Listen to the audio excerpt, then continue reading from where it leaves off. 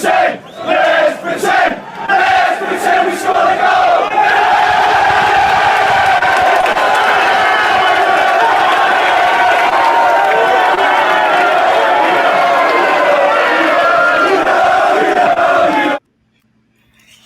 Sadly enough, that's all we can do. All we can do is pretend that we scored a goal because we just don't score on the road.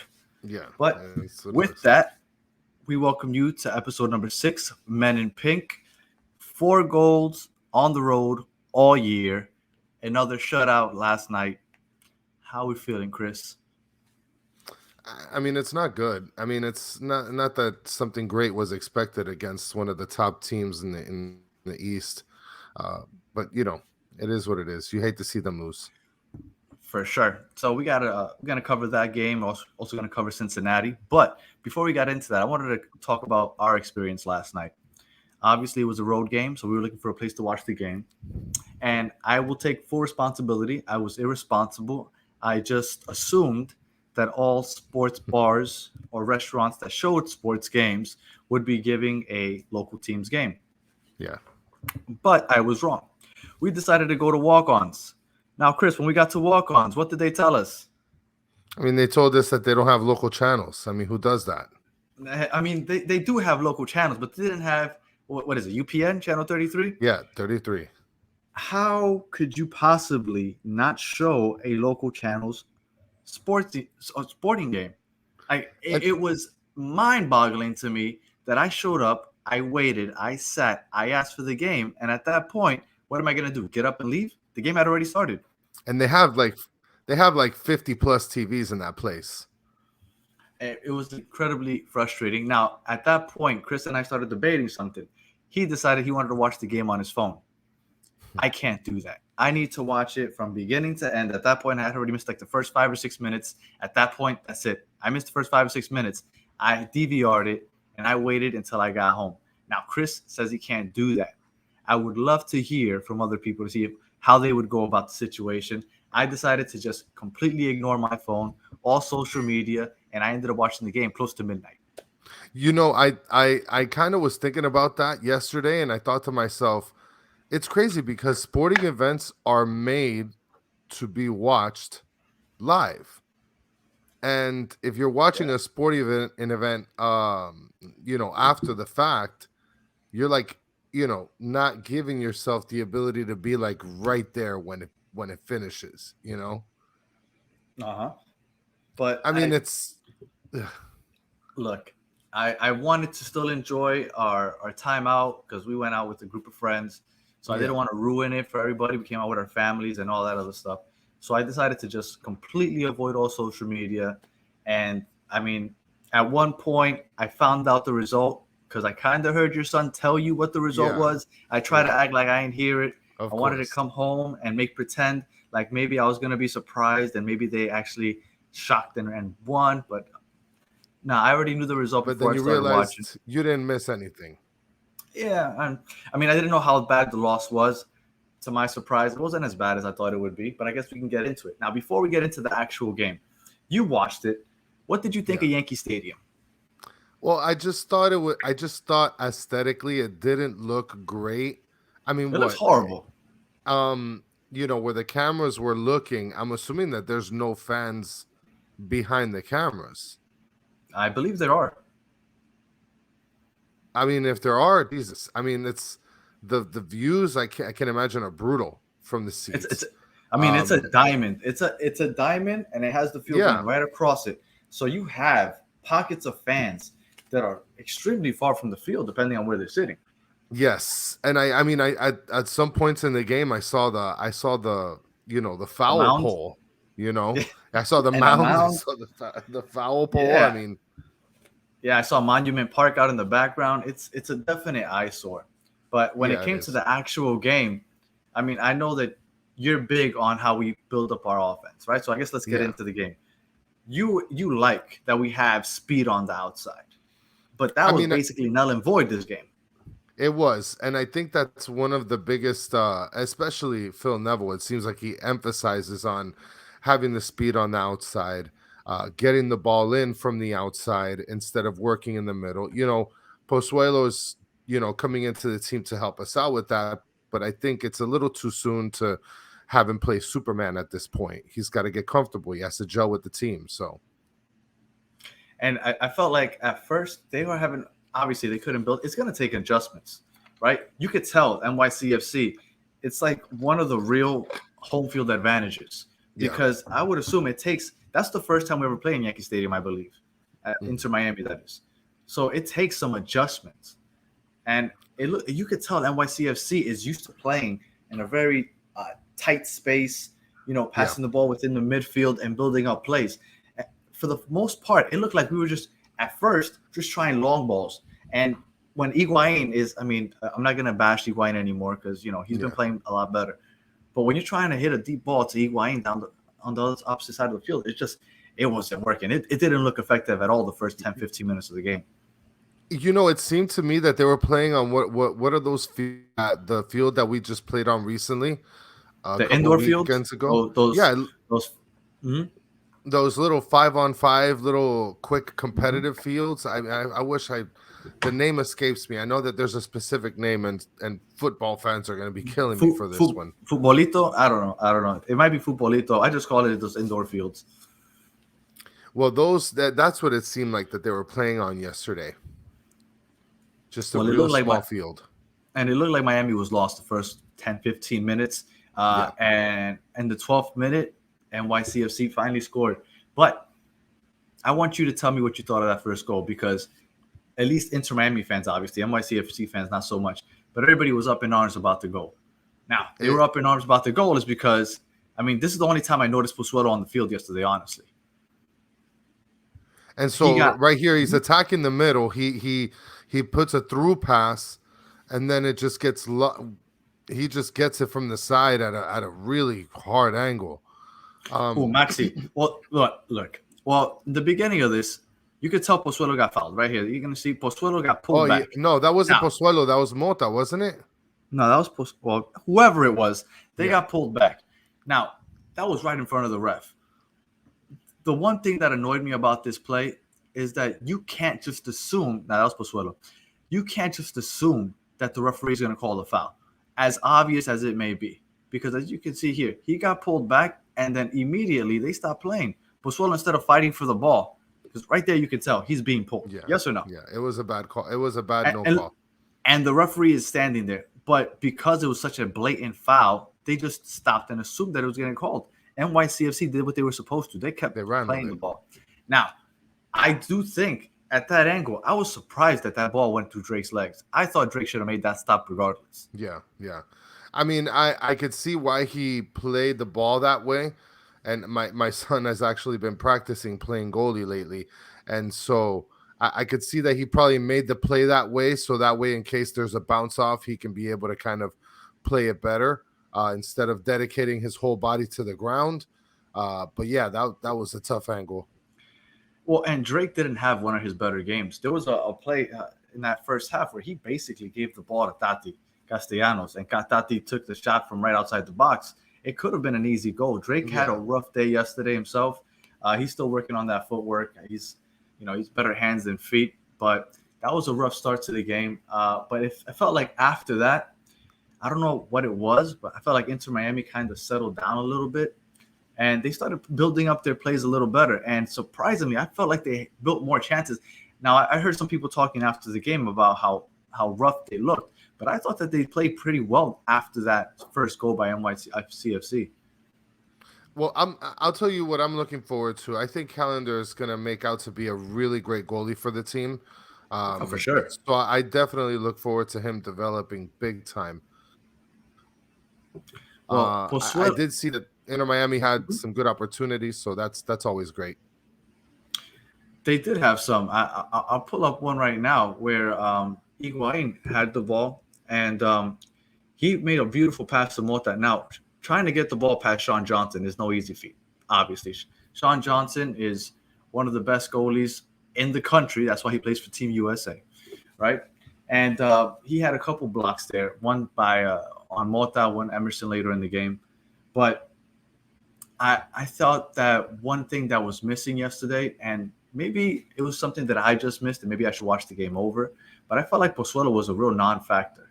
At times, I forgot that he was even on the field, and that's surprising because he balls when he plays against NYCFC. I believe in like 10 career games he has against NYCFC, he has like 7 goals and 4 assists. Like he's like one of those NYCFC killers. And yesterday he was a complete non-factor in my opinion.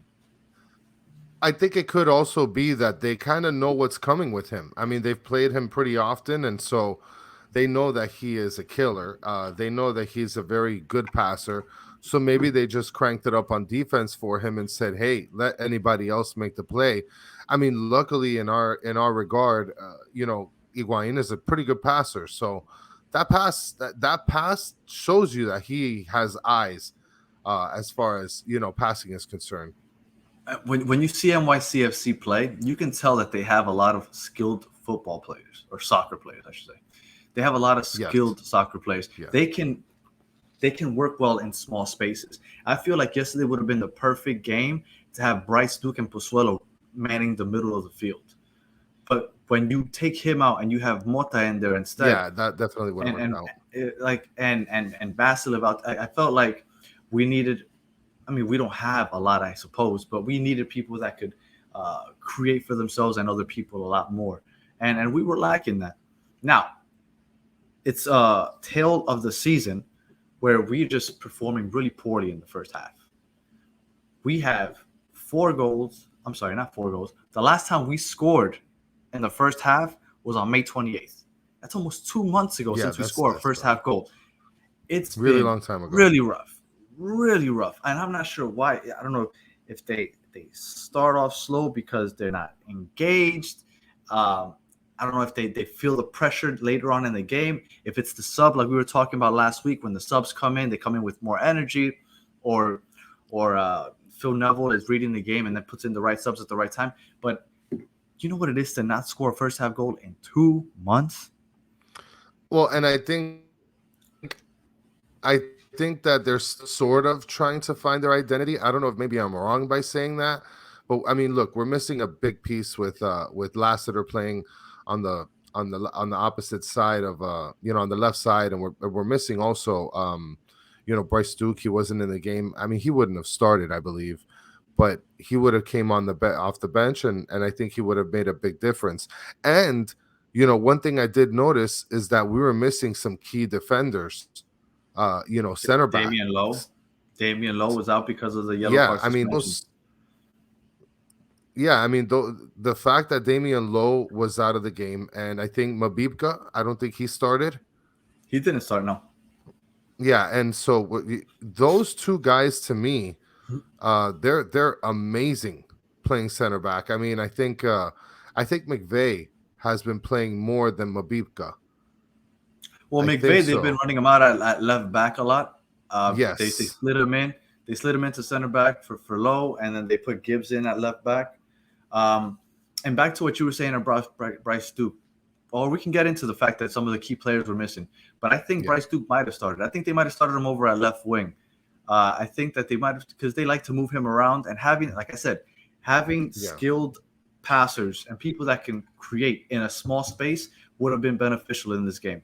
We were missing not only Lassiter, we were missing Bryce Duke, which is a big-time player. I mean, he had the game-winning assist last game. We were missing Campana, our leading goal scorer, and our best defender, Damian Lowe. When you take into account that we're basically missing 4 starters, and I thought we looked okay against the defending champs, I wouldn't say I walk away happy because I wanted at least a draw, but I'm not going to say that I walk away with my head down either. Like, it wasn't an embarrassment. Well, I mean, I think this week really goes to show you that it hasn't worked well for us. And it's funny because games before, I would tell you that Phil Neville has so many people to pick from the pot. And it seemed like this game that we were so at, slim pickings. I mean, we had to bring up an Inter Miami player from Team 2, Handel. Sean Handel. Mm-hmm. I mean, that goes to show you exactly where we were standing with players. But you know what? At the point that we went down 2-0, I was really hoping that at that point, I understand that you have to play it out, especially the way our team has performed this year, we've pulled out a lot of miracles late in games. Yes. So I understand that you can't just give up. But at that point, when you're down 2-0 after that Herbert goal late in the second half, Yeah. I don't see why not just give him some room. At that point, Higuain has been tired. Higuain has been running. He hasn't played that much throughout the season. So at that point, why not just put in Handel and see what he has? So I was a little disappointed. We did get to see your boy Noah Allen. I know you're big on Noah Allen, so he came in for Gibbs late in the game. So yeah, Noah Allen to me is a great defender. He is, and he brings the pace and the energy. Him along the left side with whoever's up top at the time. I think it was Emerson playing at the left. I feel like that brings a lot of offense on the left because in the first half, it felt like all the offense was coming from the right side from Robert Taylor. Yeah. But Noah Allen and Emerson brought some energy on the left side. I feel like I would like to see a little more Noah Allen coming up. Now the second goal that went down, I don't remember too clearly. Was it in the second half? It was because that's a goal. That's another goal that to me it was brutal to watch. Well, I will tell you what I don't want to say it annoys me, but I feel like Yedlin has been playing. I find him deep into the box often on a lot of these plays, and I feel like the wingers for the other teams are getting a lot of easy crosses and passes into the box because Yedlin is playing so soft. And again, it's hard for me to criticize a professional soccer player, right? Yeah, man. Especially a defender, but it just seems to me like look how deep he is into the box. Like look at the left side of that field. Yeah. That winger has all the space in the world to bring in a cross or to crossing the ball into the box the way he did and find Herbert on the other side. So I feel like that's 2 games in a row where I feel like Yedlin is caught way out of position because look at where he is. But you know what? If looking at it from that point of view, maybe he's trying to mark the guy that's getting the ball. Yeah, I mean, for sure. But it's just like I said, it's hard to criticize, but I feel like he has been a little soft on his well, you know, one of the closeouts. One of the things that I was thinking about with his play is he's a very fast player.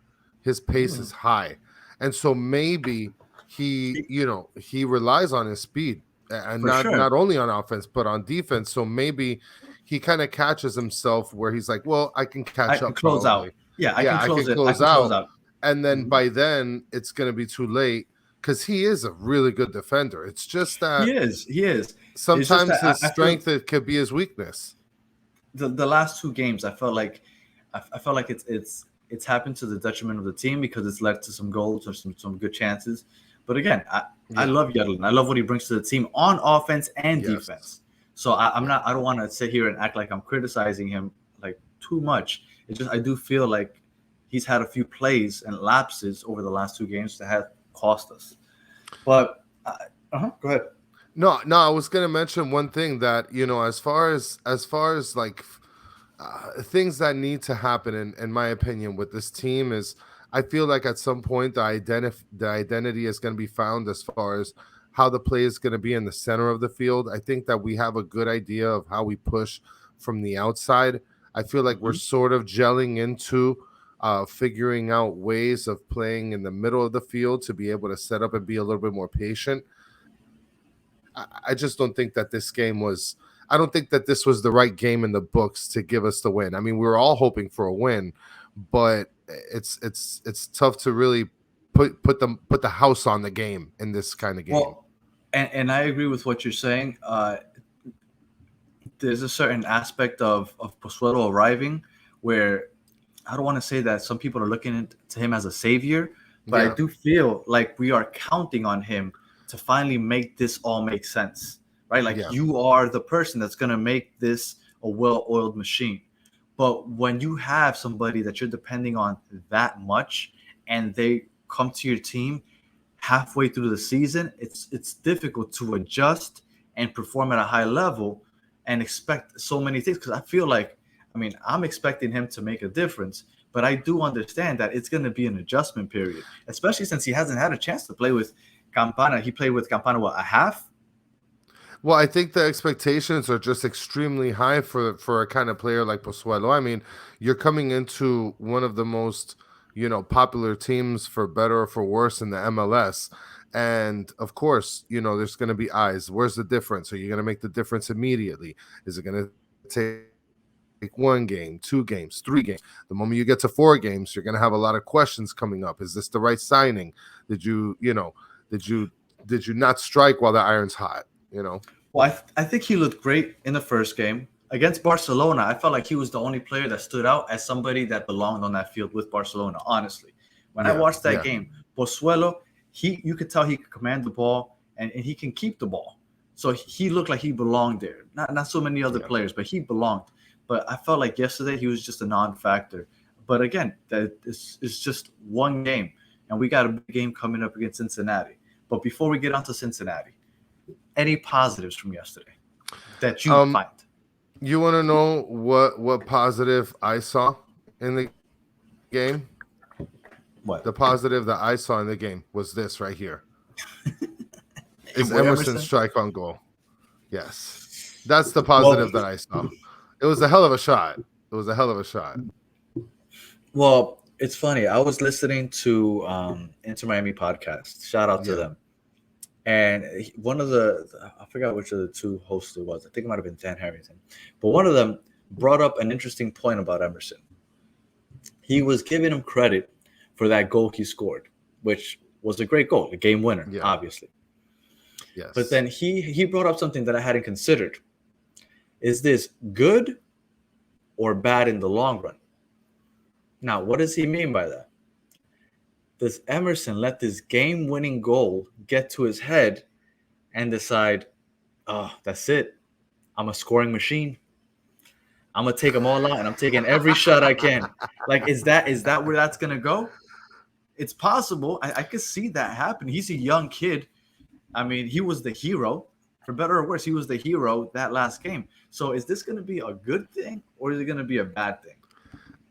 Emerson's your boy. You tell me. I mean, I'd like to say that it would be. I'd like to say it'd be a good thing because if you think about it, because he's sort of in that winger / striker area as far as the position goes. Yeah, he's a winger. Uh-huh. I've seen him come in as a striker, but that's very rare. Against Barcelona, yeah. Yeah, and so I think that they're trying to tease that, and so I think the players, for example, Higuain, you have Lassiter, you have Campana. I feel like he's surrounded by people that are pretty, well grounded, that don't let stuff like that get to their head, and I'd like to hope that it's a good thing. I really do. He's So got you don't players around think he's him that are fighting. You don't think he's about to go and one as soon as he gets the ball from now on? I mean, I hope and so. one mixtape. I hope he does. I know yes, you. That's what I'm saying. Yeah, I hope so. I mean, yeah. I'm dying for that. I'm dying for that. I want him to take the ball and go 5-on-1 without a shadow of a doubt. But yeah. I mean, I'm seeing more of a team sort of play with Inter Miami, and I think that's a good thing. I think it'll make him look better. I think that it'll open it up a lot of opportunities for him. I'm worried. I hadn't thought about that. Once I heard that, I was like, you know what? That's a great point by them. Yeah. But I'm with you. I hope that he stays grounded. I hope that the benching and the way Phil Neville has kind of treated him this year kind of keeps him grounded. That was, like you said, that was a good shot on goal that he just had here late in the second half. So we'll see how the next game goes. Now, before we get to the next game, I want to mention one more thing before you get on to the next point. The one thing that does scare me is that if there is any player that would feel gassed up off of a goal, it would be Emerson. So for sure. I don't doubt it. I just hope doesn't occur.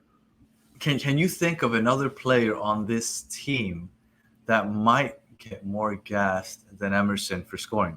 Higuain, maybe. I think Higuain's a good option, right? I don't know, man. No, he's been there. He's been there. He's been there, yes, but he knows how everybody and Inter Miami fans feel about him. Like he You know who knows I that think would get that we've gassed? trashed, huh?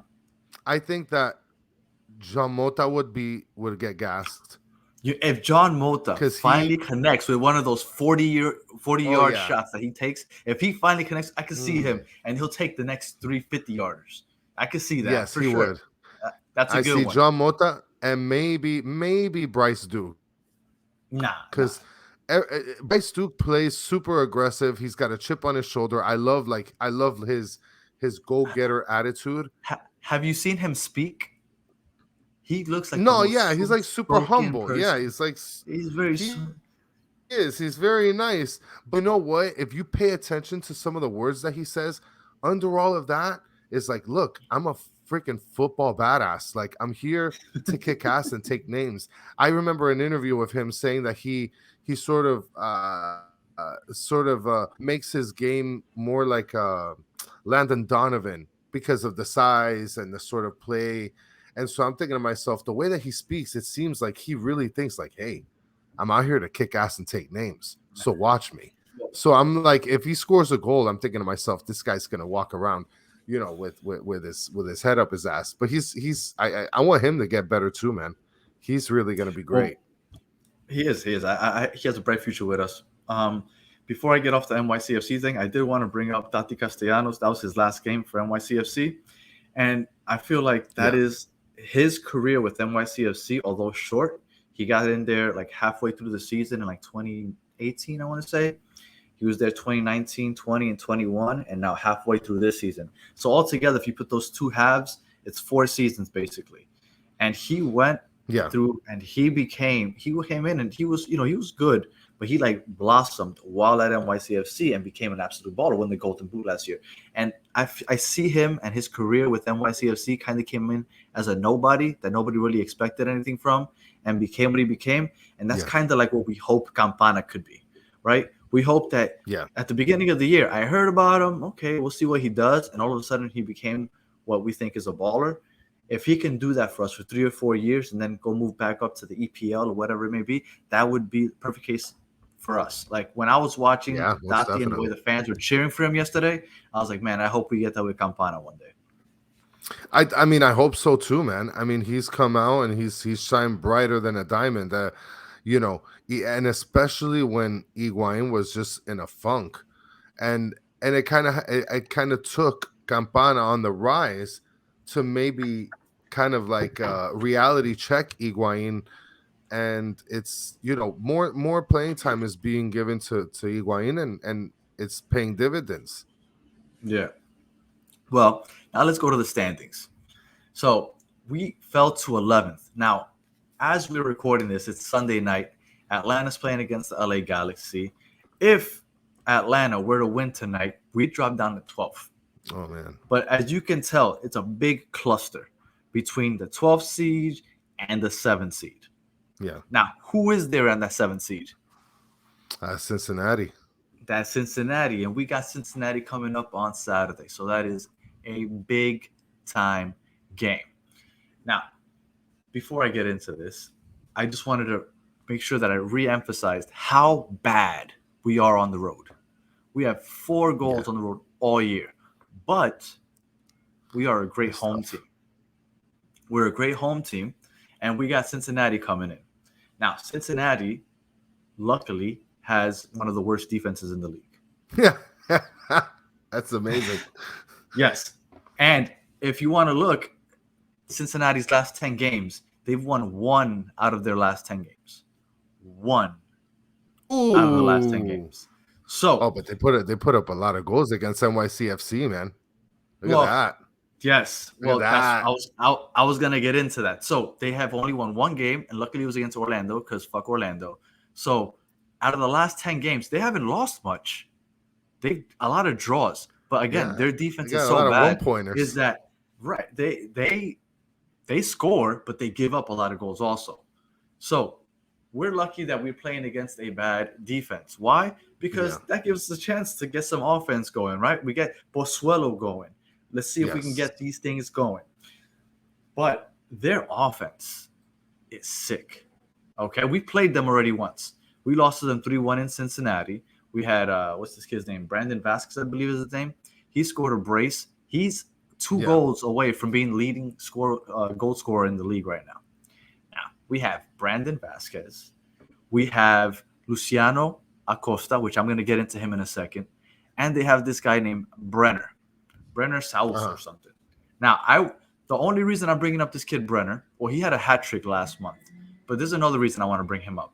I know Kris. For those of you that are just listening to the first time, Kris is a very selfish athlete when he plays. He likes to showboat. Yeah, maybe an elbow pass like Jason Williams. Kris is a showboater, and he loves players that showboat. So I'm going to show you a little highlight of your boy Brenner right now. Opportunity for the Brazilian comes up empty. Now Brenner keeps it himself, gets a shot up. Well, I'm talking about the piece of skill right here. That's not exactly what you're saying. Oh, that's a pretty play. Yeah, that is a pretty play. Here's the bicicleta. But he went nowhere. But he went nowhere. But just with that would probably be one of your favorite players, right or wrong? Probably would. I mean, I'm gonna look him up right now. So Brenner had a hat trick last month. Brandon Vasquez has 3 goals in the last 4 games, and Luciano Acosta, he is a baller. He is a number 10. He has 7 assists in his last 7 games. Now, what I wanted to tell you about Mr. Luciano is that he was suspended for the last 2 games because he supposedly got a little aggressive with the refs. Now, I'm putting up the highlight. If you guys are listening on podcast, you can go ahead and look it up on YouTube. I'm showing the video right now. He went and Yeah, basically from what I see here, I'm just going to rewind the clip here. You got one of the zebras pulling out a red card, and he's number 10, right? So he's basically approaching the ref. He starts talking to him. Ref actually stuck his arm out a little bit, pushed him up with his left arm. He grabbed his arm. If you watch the other angle, Acosta grabbed him by the arm, and then you see right there, and then he stuffed him away. Now, he got a 2-game suspension. So he's suspended for the last 2 games, but of course, because we're into Miami, he gets to make his comeback on Saturday. So they have a 3-headed monster. And I know you like to talk a lot about how you would like to one day see Higuain and Campana both playing striker. Well, that's how they play. They generally play a 5-3-2 with their 2 strikers, Brenner and Vasquez up top, and Luciano running the middle of as an attacking midfield. So they definitely have the offense. Now, we have to come out with some offense also because they have a bad defense. So that's where we're at right now. You tell me, what are you thinking as far as what you want to see from Miami this weekend?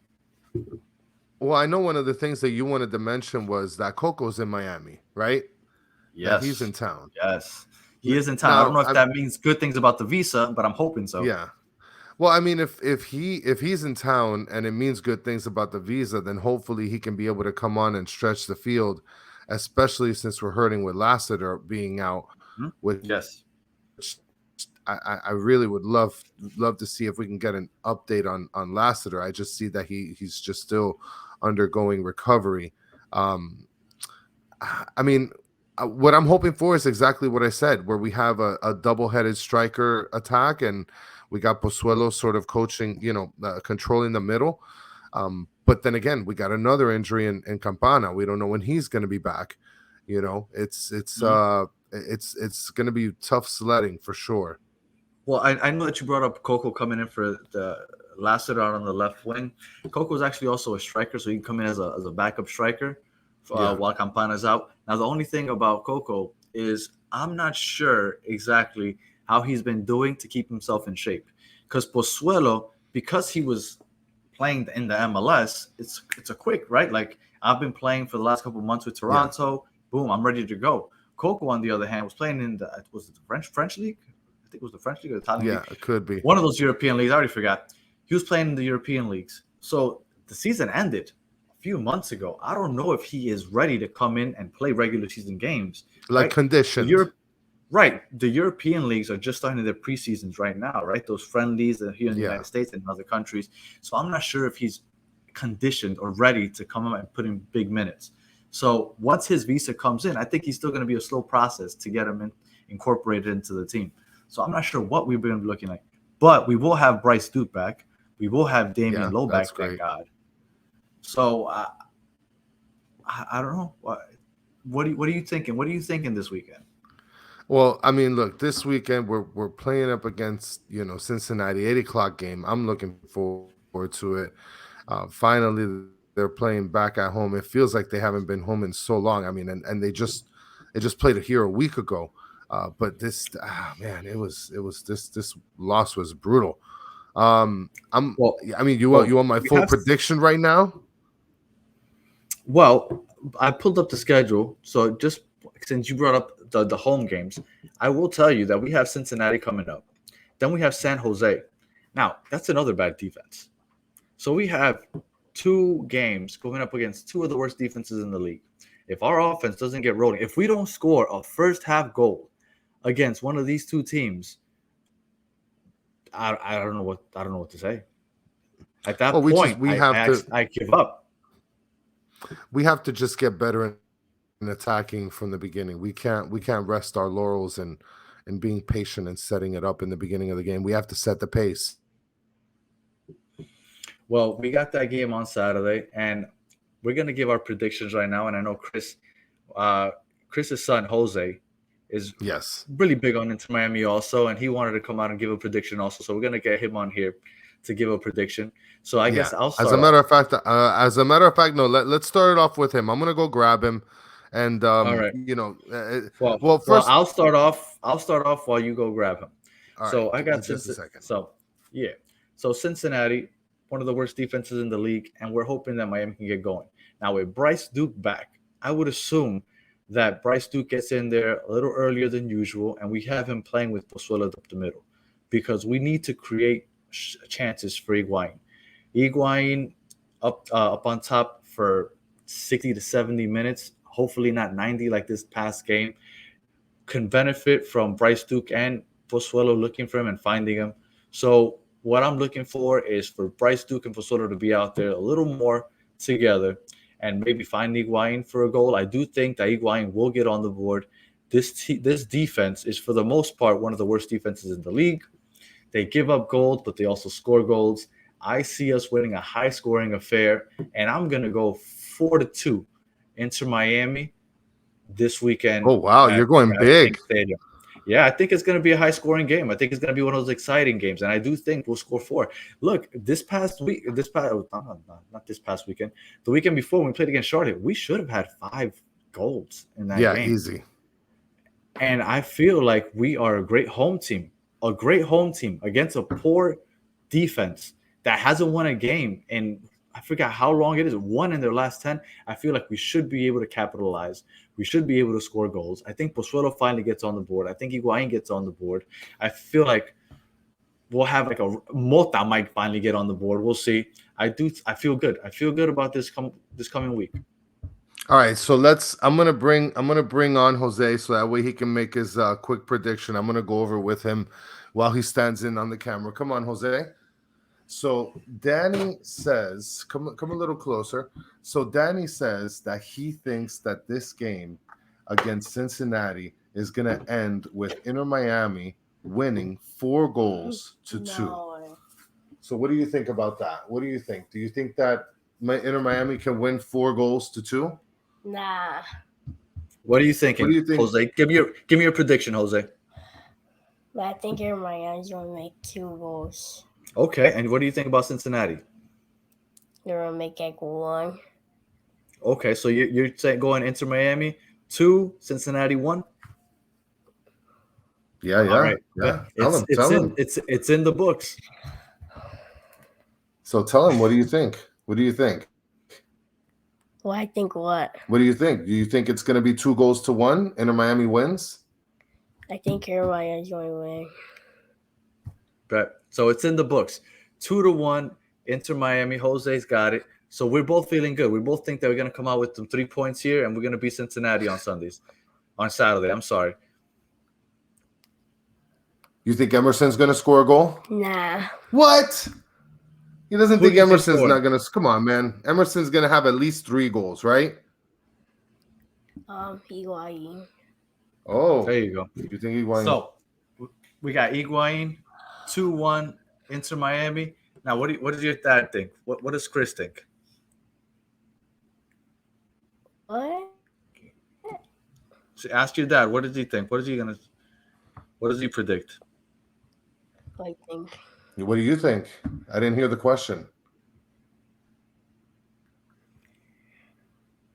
Well, you can't stay frozen. You got to let him know what you think. You got to tell me what you think. We could put Kris back on. But give him the headphones because he can't hear right now. Awesome. Thank you, Jose. Thank you, for Jose. coming in, okay? Okay. Seriously, that fast? Yeah, that fast. Say bye to the fans. Bye. All right. Give me a second. Kris, so let me what are let you him thinking? out. So what I'm I'm gonna let him out. Give me one moment. Well, while Kris lets him out, I guess he's in some type of bunker and he has to let him out. While he lets him out, I got 4-2 into Miami. Jose got 2-1 into Miami. And Kris, knowing him, he's about to say 3-0 into Miami, all goals by Emerson. So yeah, I'm hoping that he scores all the goals. Yeah, I'm sure that's what you are. So give me your prediction, Kris.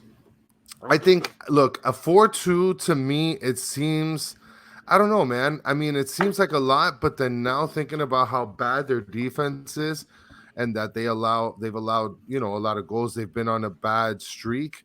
I feel like it can go. They've allowed the 5th most shots in the league with 105, and they've allowed the 5th most goals in the league with 38. So they are one of the worst defenses in the league. But obviously, their offense is what keeps them getting all those draws. So our defense has to step up. But I feel like our offense has now opportunities to show what they can do. So this is where my prediction is going to stay in the first prediction I made on this show. 5 goals to 3. Okay. I'm going so 5 you're going goals high scoring to also. 3. I'm going high scoring game. Wow. Okay, that's pretty high. 5. Okay. I'm going with 2 for Higuain. I'm going 2 for Emerson. Oh, okay. and let's just throw one for we'll throw one for Vasilev. I feel like he might get one. All right. So I think Mota gets on the board, and I forgot to mention that Cincinnati has also conceded the most penalties in the league also this year. So they're a mess back there. They're a mess back there. So I think we might even get a shot from the spot at some point. I do feel good about this game, and I think that we're gonna get those 3 points that we need, and we'll see, because we got lucky this past weekend because luckily all the teams that are around us in the standings either lost or drew. So we didn't lose too much in the standings as far as points are concerned. But we need to start getting W's. We need to beat Cincinnati. We need to beat San Jose. Even though it's on the road, they've conceded the most goals in the league. Like, we need to score against these teams. We need to beat these teams. And this is our playoff push right now. It begins now. We only have, I think, 12 games left in the year. Well, I thought that our playoff push began with Orlando. And then I said to myself, well, maybe the playoff push, starts with New York, NYCFC. But now I'm really thinking that this could be potentially the biggest playoff push, especially since everybody's sort of grouped in at the end in the standings. I mean, if you look at it, we have in a span of 8 days 3 games. Yeah, Phil Neville said it himself. This is a 9-point week. We need to get 9 points here. If we can get these 8 days, 9 points, we'll be sitting pretty. Yeah, I believe so. It's a big week coming up, and we'll be here to talk about it whenever those games go down. But as always, it's been a pleasure, Kris. Thank you guys for joining us on episode 6 of Men in Pink, and we will catch you guys next week. As always, La Familia no abandona. Later.